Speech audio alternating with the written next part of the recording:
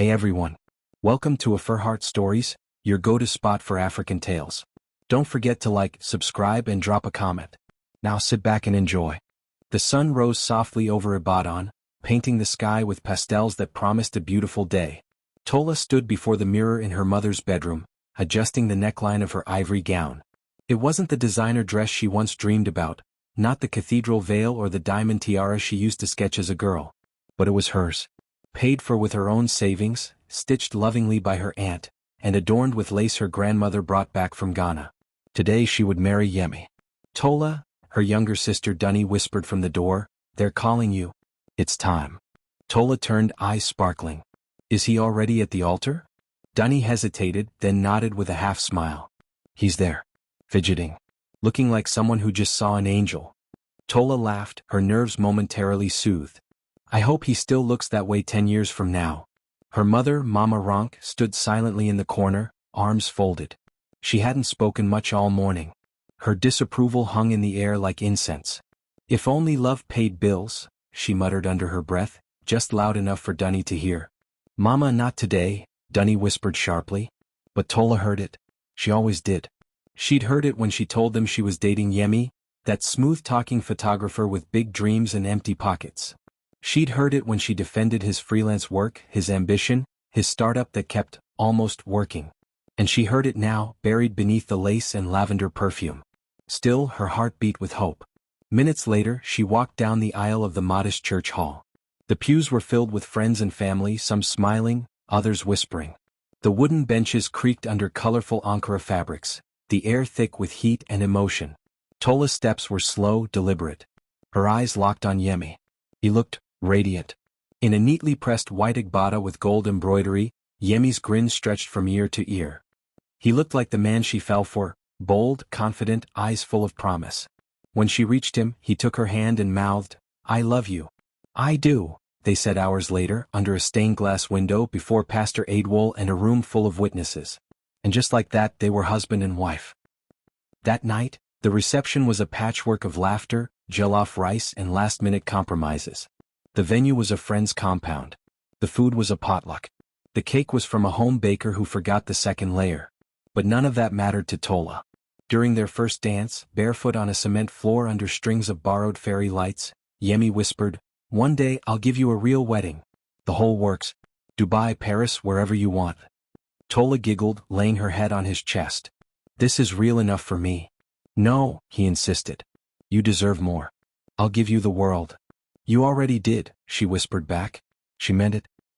Later that evening, as the guests dwindled and the music faded, Yemi pulled her aside into a quiet corner near the garden. "Babe," he said, his tone serious. "I know things won't be easy from here. But I promise you I'm going to make it. I'm going to be something big. I just need time." "I'm with you," she said, no hesitation in her voice. "All the way." His shoulders relaxed. "I've had some hiccups lately. Some things I need to sort out. But once this next project lands, we're good." She reached for his hand. "I believe in you." In that moment she did. Fully. The first night in their new home, a one-bedroom apartment in Bodija, was spent unpacking wedding gifts and drinking malt from paper cups. They sat cross-legged on the floor, unwrapping plates and towels and mismatched cookware. "We're going to look back at this night," Yemi said, raising a spoon like a toast, "and laugh when we're living in a duplex with a driver and security man." Tola laughed. "As long as we have love and light." Yemi scoffed playfully. "Love and light? You sound like Instagram prophets." "Okay, fine. As long as we have steady Nipa," she said, both of them bursting into laughter. But under that laughter, something stirred. A flicker of unease. When Yemi excused himself to take a quick call from a client, he stayed gone for nearly an hour. Tola washed the dishes and folded wrappers in silence, trying to shake the odd feeling gnawing at her belly. When he returned, smiling like nothing had happened, she didn't ask questions. She reminded herself, marriage means trust, patience, belief. In the days that followed, Tola settled into her role as a wife with zeal. She cooked elaborate meals, kept the house spotless, and supported Yemi's endless ideas. His photography page, his YouTube channel, his business proposals. She edited his captions, built his website, even pretended to be his manager in email threats. But the jobs he promised never landed. The investors always backed out last minute. The shoots got cancelled. The clients didn't pay on time. You just have to understand, Yemi said once after another deal fell through. People in this country don't respect creatives. I understand, Tola replied, kissing his cheek. She wanted to be his piece. One day, while clearing the drawer, she found an old notebook tucked under receipts and chargers. It was Yemi's. Inside were scribbles of bets, sports scores, predictions, amounts. She stared at it, her heart thudding. He walked in suddenly and saw her holding it. His face froze. Babe, he started, it's not what you think. She raised a brow. What am I thinking? It's just notes for a business strategy, he mumbled. She said nothing. Just smiled weakly and placed the book down. That night she didn't sleep well. Still she stayed. Because love, she believed, was about staying when it's hardest. It was about grace, forgiveness, and believing in someone even when they falter. And maybe, just maybe, this was just the beginning of something extraordinary. She had no idea the storm she had just married into. 3 weeks into marriage, the glow hadn't faded, but the cracks had begun to show. Tola sat at the tiny kitchen table, balancing a tray of akara and pap, waiting for Yemi to come home from yet another networking hangout. The sun had long since dipped below the horizon, and the only light in the room came from the buzzing fluorescent bulb that flickered every few seconds. When Yemi finally walked in, the smell of cigarettes and cheap perfume followed. You're late, she said gently. He dropped his backpack on the floor. Sorry, babe. The guys wanted to chill longer. You know how it is. She tried to smile. I kept your food warm. I'm not hungry, he said, brushing past her. Tola watched him disappear into the bathroom. Something had shifted. He wasn't like this before, not this cold, not this dismissive. Later that night, while folding his laundry, she noticed a text pop up on his phone screen. Still owe me that $150K, Mr. Big Moves? Tola's chest tightened. She wasn't the type to snoop, but the message sat there, mocking her. When she finally asked about it the next morning, he laughed. Babe, it's just one of those annoying guys from school. Always asking for money. You know I hate owing people. But do you owe him? She pressed. Why are you stressing? Yemi snapped. You don't trust me? I do. Then don't question me like I'm a thief. That was the first time Yemi raised his voice. Not loud enough to scare her, but sharp enough to sting. She swallowed hard, nodding slowly. Okay. In her heart, though, a seed of doubt had been planted. The news came on a Tuesday. Tola had just come back from visiting her parents. Mama Ronk had made umla, and her father had given her an old box of garden eggs. It was a surprisingly warm visit. Maybe they were softening toward Yemi after all. She walked into the apartment humming, only to find Yemi sitting on the floor, head in his hands, papers spread across the carpet like a battlefield. Yemi? She asked. He looked up, eyes red. It's all gone. What is? The money. Everything. I messed up. Tola dropped the garden egg bag. What do you mean gone? He pulled a sheet toward her. It was a bank statement. The figures made her dizzy. Over 2 million naira in loans. Credit card debt. Betting site transfers. Business loans with impossible interest rates. She sank onto the couch. I don't understand. I tried to double the money. I thought I could flip it. I had this idea for a tech hub. I just needed startup cash. You told me you had an investor, she whispered. He avoided her gaze. He pulled out. I had to keep things moving. She stared at him, voice breaking. So you took loans behind my back? I didn't want to scare you, he said quickly. I thought I could fix it. Tola stood up, hands trembling. You lied. I panicked. But I'll fix this, babe. I promise. Just give me time. Please. He knelt before her like a man begging for breath. Tola's mind spun. She thought about their vows. About the small home they built. About the man who once promised her Dubai. Against every instinct, she nodded slowly. We'll fix it. Together. She didn't know then she would be fixing it alone. Tola got the bakery job through her cousin Tenny, who didn't ask too many questions. You sure you want to do this? Tenny asked, arms folded outside the bakery counter. Tola nodded. We need the money. She didn't tell Tenny everything. Just that things were tight. That Yemi's business was slow. Her first morning shift began at 6:30 a.m. She wore the orange apron with her name on it and learned how to twist bread dough into braids. Her fingers ached by noon, but she pushed through. Every day she woke at 5 a.m., packed Yemi's lunch and rushed out before sunrise. Yemi never asked how work was. He simply said, don't forget to pick detergent on your way back. The bakery boss, Mama Ajayar, was a stern woman with a heart of butter. She watched Tola with quiet interest. "You married?" she asked one day while Tola kneaded dough. "Yes, Ma," Tola replied, smiling. "Your eyes look too tired for a newlywed," she muttered. Tola chuckled awkwardly. At night, she soaked her feet in warm water and massaged her sore back. Yemi, sprawled on the couch, scrolled endlessly through his phone. "How much did you make today?" he asked once. 6,000, she said. He whistled. "That's not bad. We'll survive." She forced a smile. Inside, something flickered, resentment, perhaps, or heartbreak. But she told herself this was temporary. Just a rough season. By month 2, the bakery money wasn't cutting it. Loan sharks began calling Yemi's line at odd hours. Once, someone came to their house, banging the door until a neighbor had to intervene. That night, Tola cried in the bathroom, phone pressed to her chest, Googling night shifts in Ibadan.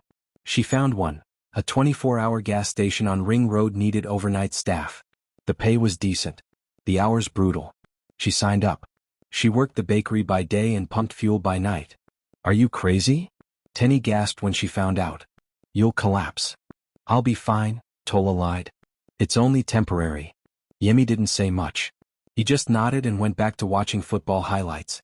The gas station manager, Mr. Salami, was kind but gruff. "You married?" he asked one night while counting change. "Yes," Tola said, yawning. "Your husband lets you work like this?" "He's supportive." Salami grunted. "Men these days." The station was lonely at night. Between filling tanks and cleaning the small shop, Tola would sit behind the counter, sipping cold sachet water and fighting sleep. Sometimes she'd stare at the stars, whispering silent prayers. "God, let this be worth it. Let me not lose myself." One morning she returned home after a 12-hour shift and found Yemi still in bed, snoring. The kitchen was messy. The water tank empty. The laundry untouched. She dropped her bag and leaned against the doorframe, watching him sleep like a child. She didn't feel like a wife anymore. She felt like a mule. Tola's hands trembled as she stirred beans in a small pot one Sunday afternoon. Her body throbbed in protest. Her eyes burned from lack of sleep. Even blinking felt like labor. "Maybe I should quit one of the jobs," she whispered to herself.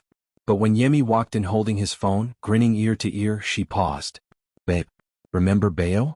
He's getting married in Dubai. I want us to go." Tola blinked at him. "We can't even afford Gary." Yemi's smile faded. "Why are you always so negative?" "Yemi, we owe people. Rent is due. Nipa just brought bill." He waved her off. "I'm working on something. Just need time." Time. That word again. That evening, she saw a flyer for weekend hotel cleaning staff on a WhatsApp group. Flexible hours. Decent pay. She applied immediately. Her first shift was on Saturday. The uniform, an oversized green dress, itched her skin. The supervisor barked orders like a drill sergeant. "Room 208, change the sheets. Move." She scrubbed toilets, changed bedsheets, and wiped mirrors while aching everywhere. Once, she caught her reflection in a mirror and hardly recognized herself. Eyes hollow, hair tucked under a net, lips dry and cracked. But she didn't complain. Because there was no space for complaints. Only survival. On Sunday she returned home after a double shift, smelling of bleach. Yemi was on the couch playing FIFA. "Welcome," he said without looking up. "What did you bring for us to eat?" Something inside her cracked. The calendar on their fridge was cluttered with excess and notes in her rushed handwriting. Job shifts. Payment deadlines. Grocery reminders. It was the map of a life she no longer recognized. She missed her sister Dunny's wedding. She was cleaning hotel rooms while her phone buzzed with photos of family dressed in purple asoebi. "I wish you came," Dunny texted. Tola replied, "Me too." She missed her father's 60th birthday. She missed her best friend's child dedication. She missed herself. At work, her colleagues called her Iron Woman. At home, Yemi called her Babe, get the door. Even her dreams had stopped. She no longer dreamt of Paris or writing her novel. She only dreamt of closing her eyes without waking up tired. One day at the bakery she dropped a tray of hot meat pies.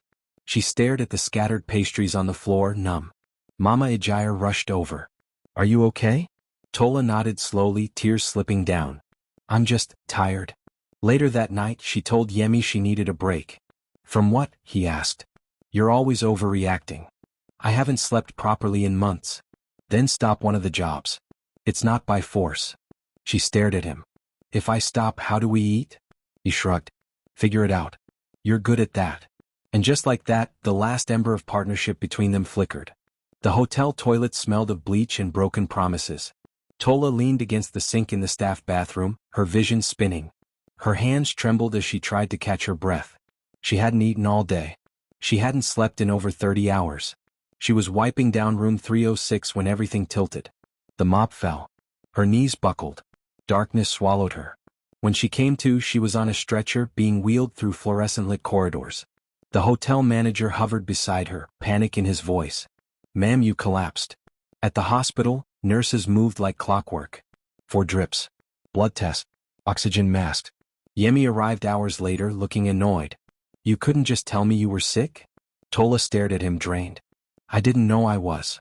The doctor said your BP is low, you're severely dehydrated, and your iron levels are a mess. What are you doing to yourself, Tola?"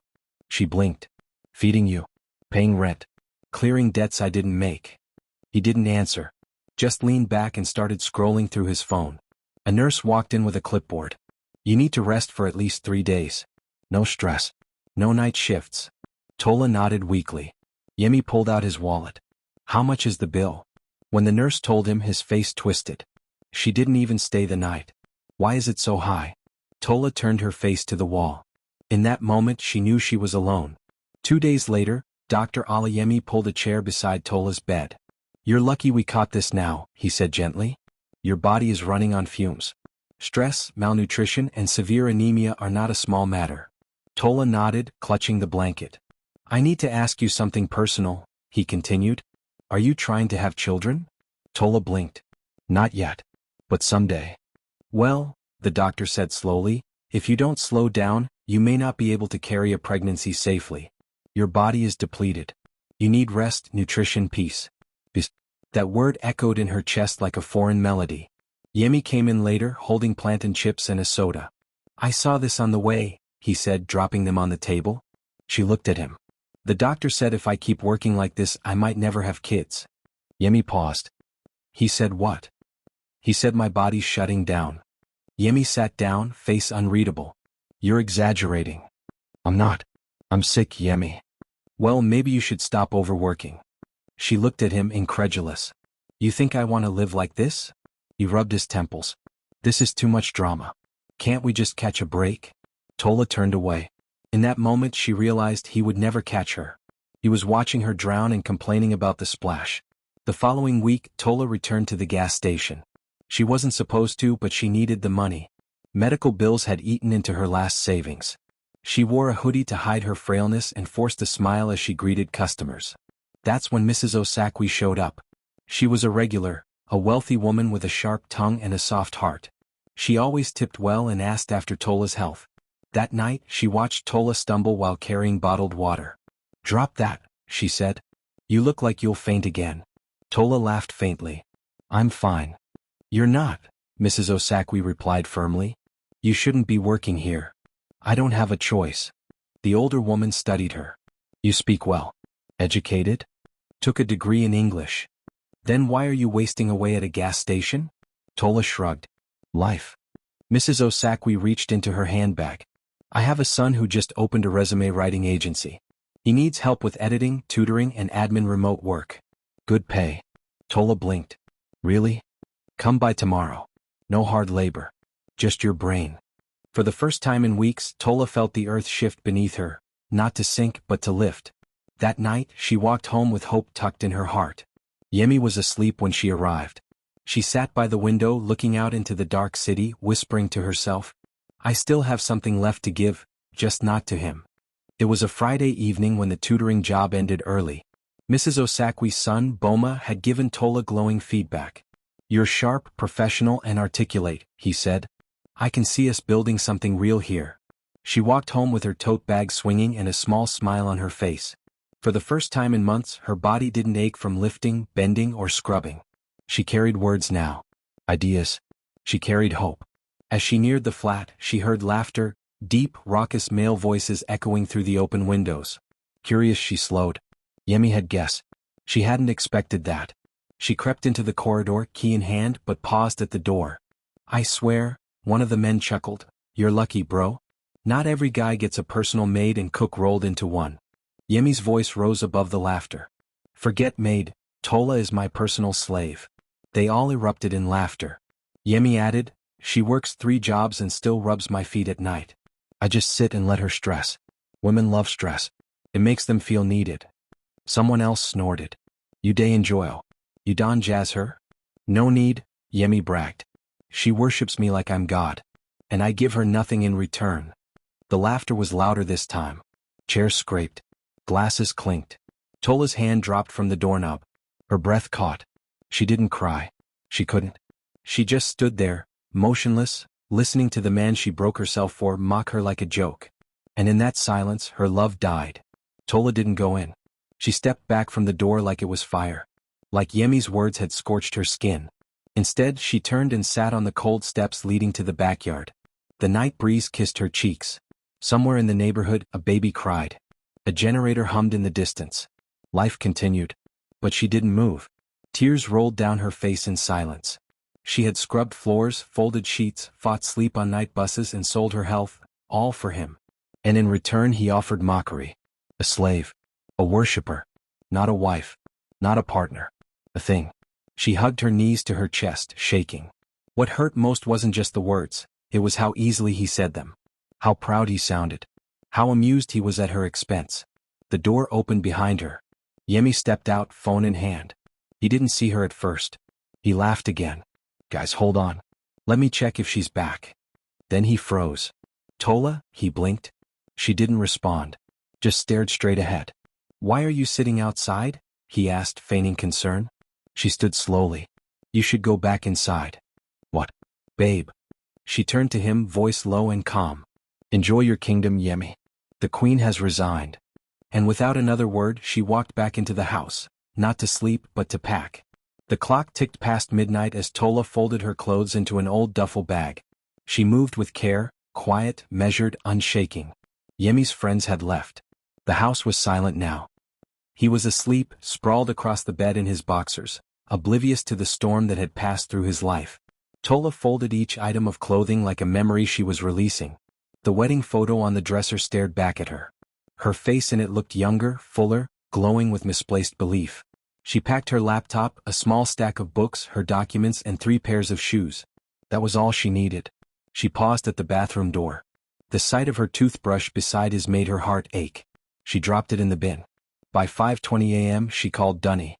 Are you safe? Her sister asked, voice thick with sleep. Yes, Tola whispered. Can you come get me?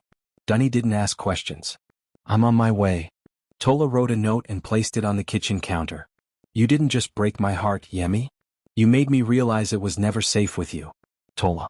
She placed her ring beside the note. When Dunny's headlights flashed outside, Tola took one last look around. The faded curtains. The broken fan. The dreams buried in every corner. Then she closed the door behind her. And she didn't look back. Dunny's apartment was small but warm, filled with books, indoor plants, and soft music. It was the opposite of Yemi's space. No tension, no noise, no performance. Tola spent the first 2 days sleeping. On the 3rd, she applied for a new phone number. Then a new bank account. She deleted old emails, unsubscribed from bills, and changed her social handles. She shed Yemi like dead skin. She emailed Boma about working full-time. He replied instantly, yes. You're exactly what we need. She sat on Dunny's couch in leggings and a hoodie, editing a client's resume while sipping hibiscus tea. She caught her reflection in the window, puffy eyes, tangled hair, but something stronger underneath. The beginning of a woman rebuilding. One afternoon, Dunny came home with groceries and found her deep in work. You're glowing, Dunny said, setting down the bags. Tola smiled. I feel free. Dunny hugged her tight. I'm proud of you. Later that evening, Tola pulled out her journal. She hadn't written in months. She scribbled across a fresh page. I broke my back for a man who never even offered me a chair. But now I sit in peace on a throne of my own. A week passed. Then 2. Tola grew stronger. Her days were filled with emails, virtual meetings, and planning. She began to sketch out her own resume consulting brand, clean designs, affordable packages, career coaching for women. Her voice returned. Her smile returned. One rainy Tuesday she returned to the old apartment. Not to reconcile but to reclaim closure. Yemi wasn't home. The building looked more worn than she remembered. The curtains were drawn. The power was out. She stepped inside with Dunny waiting in the car. She picked up the wedding photo still sitting on the shelf and stared at it for a moment. Then she took out the envelope she'd written the night before. Inside was a handwritten letter. Yemi, I loved you so loudly I forgot to hear myself. I worked until my hands cracked, hoping you'd one day hold them with pride. But you chose ego over empathy. Laughter over loyalty. I don't hate you. I just finally love myself more. This isn't revenge.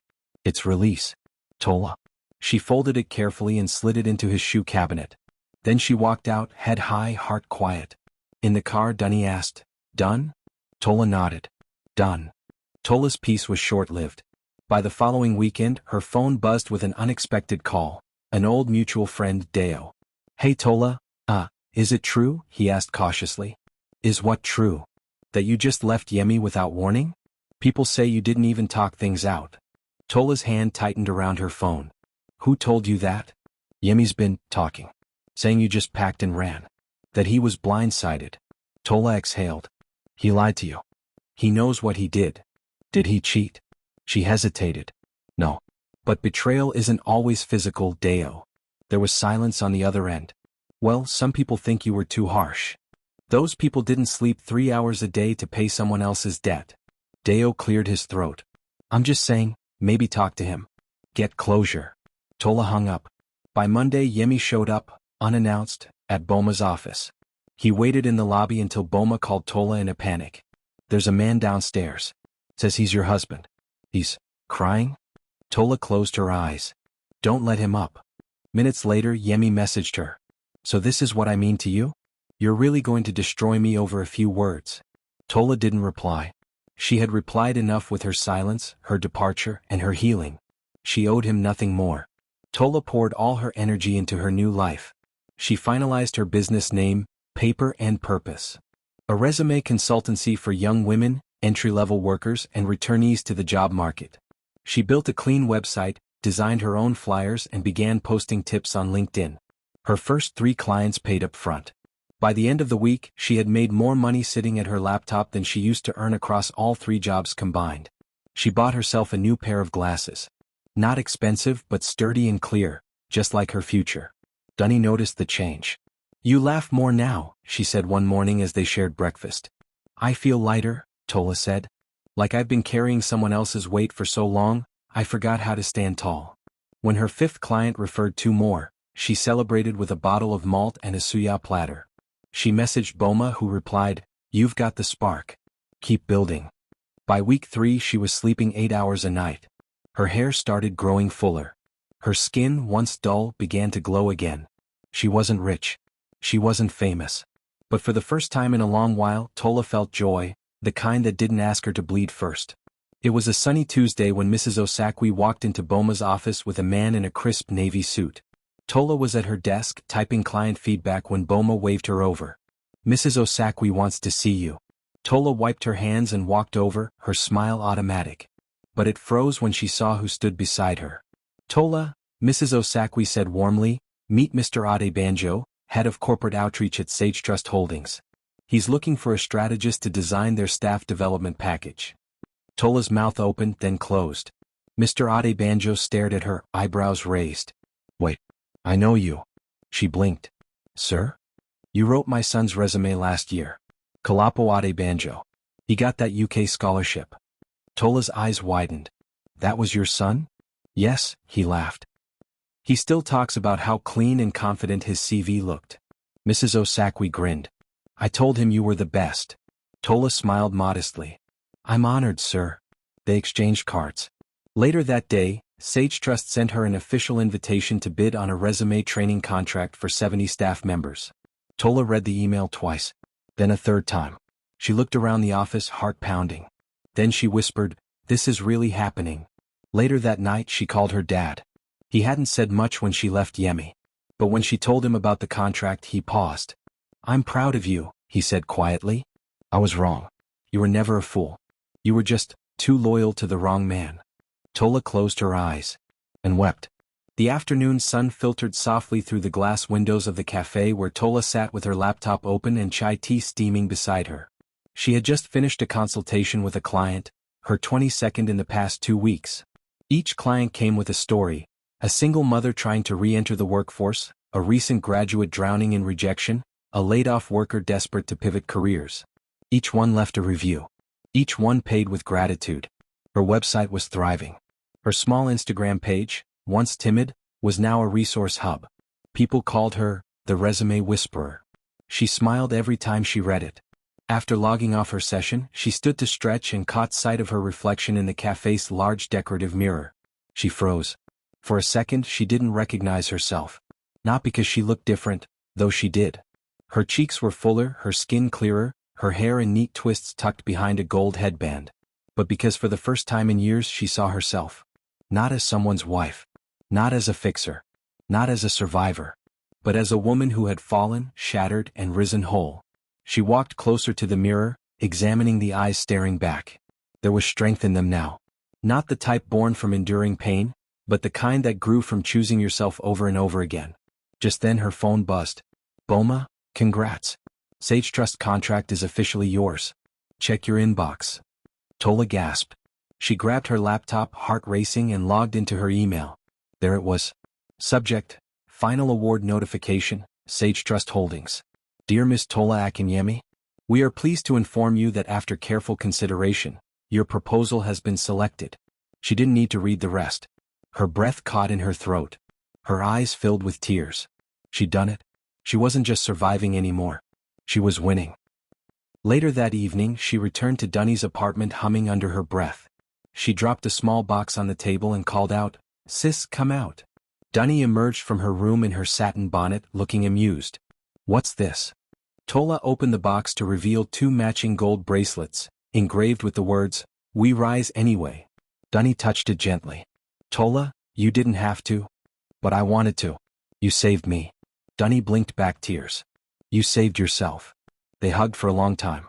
Afterward, Tola went into her room and pulled out the old notebook she used to write in during her darkest days. Flipping past tear-stained pages and half-formed dreams, she stopped at a blank one and began to write. Today I saw the woman I used to pray I'd become. Not rich yet. Not flawless. But free. And more than that, at peace. For so long I thought love meant sacrifice even if it killed me. Now I know love starts here. With me. With the woman who stayed when everyone else left. With the woman who said no more, and meant it. The next morning she walked through a small local market on her way to print materials for her workshop. As she passed by the boutique corner, she saw a familiar figure ahead. Slim. Slightly hunched. Fidgeting by the ATM. Yummy. For a brief second she froze. Not out of fear but disbelief. He looked smaller. Thinner than she remembered. Clothes rumpled. Face pale. His phone buzzed in his hand and he swiped away another call. She stood back watching. He didn't notice her. He finally got the machine to dispense. Took out 2,000 naira. Counted it twice. Looked over his shoulder. Tola's chest didn't tighten. Her knees didn't buckle. Instead she felt still.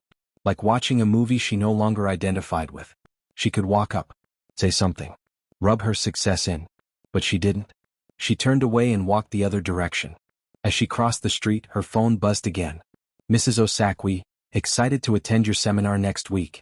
I'm bringing 2 friends. You're making waves, dear. Tola smiled. She passed a small group of students arguing about career paths. One girl turned and said, I follow this lady on Instagram, Tola something. She teaches people how to write killer CVs. I'm going to her workshop. Tola chuckled to herself and kept walking. The mirror in the cafe had shown her the truth. She wasn't just healing. She had already become. The hall buzzed with energy. Rows of women in every shade of ambition filled the seats, some scribbling in notepads, others adjusting head wraps or passing water bottles quietly. The stage wasn't grand. The projector flickered sometimes. But the hearts in that room beat with something deeper than electricity. Hope. At the back of the hall, Tola adjusted her mic headset and glanced over the welcome banner. Women who rise, empowerment, career, courage. Keynote speaker, Tola Akinyemi, founder, Paper and Purpose. She took a deep breath. It wasn't nerves. It was awe. Months ago she was scrubbing hotel toilets, fighting dizziness at gas stations, being mocked by the man she loved. Now she was about to speak to over 150 women, some older, some younger, all of them hungry for what she had found, the courage to leave what broke her and build what healed her. Ready? Bomo whispered beside her. Tola nodded. More than ready. He smiled. This is just the beginning. She walked to the stage slowly, purposefully. The applause started soft, then grew. Her feet didn't shake. Her palms didn't sweat. She stood behind the podium, looked at their faces, and began. Good afternoon, she said into the mic, voice calm and clear. My name is Tola Akinyemi. And not long ago, I was surviving 3 jobs, 1 broken marriage, and 0 belief in myself. Murmurs rippled through the crowd. I was the woman who stayed too long. The woman who thought love meant suffering. The woman who poured herself out for a man who sat back and drank it like water. Louder murmurs. Heads nodding. I was once called, by the man I married, his personal slave. Gasp. I heard it with my own ears. Laughed over drinks with his friends. That was the night I stopped loving him, and started loving myself. The room was silent now. Heavy with truth. I didn't leave because I hated him. I left because I finally saw what staying was doing to me. A woman near the front wiped her eyes. Tola continued. I worked 3 jobs, bakery, gas station, hotel cleaning. I collapsed. The doctor said if I kept going, I'd lose the ability to have children. And when I told my husband, he said I was overreacting. She paused, letting that sink in. But then something happened. A stranger, someone who could see past my uniform, asked me a question. Why are you wasting away here? She looked around. That question saved my life. Now heads nodded all around. Today I run a growing business. I help people rewrite their stories, on paper and in life.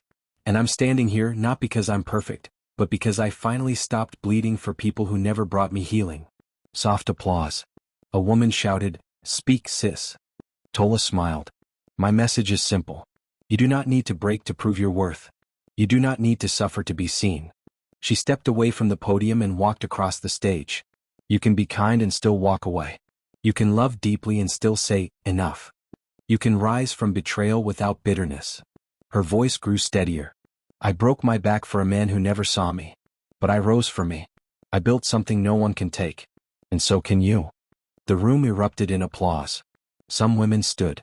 Others clapped through tears. Tola bowed her head slightly, blinking back emotion. This was more than a talk. This was a declaration. After the seminar, a line formed to speak with her. Young girls, corporate workers, retired women. One held her hand and said, You just freed me from 12 years of silence. Another whispered, I haven't smiled in months. But today I remembered who I was.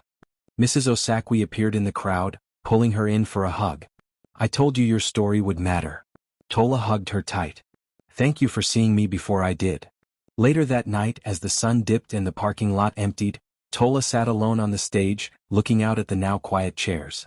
Dunny walked in holding 2 soft drinks. Thought you might need this. Tola chuckled.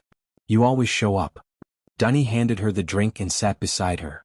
I watched you today and thought, there's my big sister, standing where she was meant to be all along. Tola turned to her. I don't think I ever said thank you. For everything. You just did, Dunny smiled. They clinked bottles.